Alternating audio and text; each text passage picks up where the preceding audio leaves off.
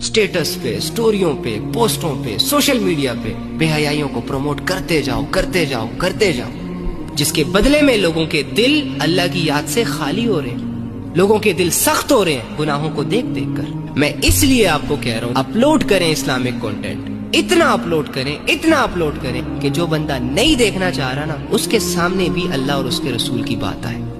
Doesn't matter आपको कोई appreciate करता है या नहीं करता, आपको वैल्यूज दी जाती है या नहीं दी जाती। शेयर करें इस्लामिक कंटेंट, जिसकी जो बात अच्छी लगती है लगाएं उसे व्हाट्सएप स्टेटस पे, लगाएं उसे अपने अकाउंट्स पे। अगर आप बोल नहीं सकते तो बोलने वालों का साथ दें। आपके अंदर जो भी स्किल है उसे पॉलिश करें और उसे इस्लाम पर लगाएं।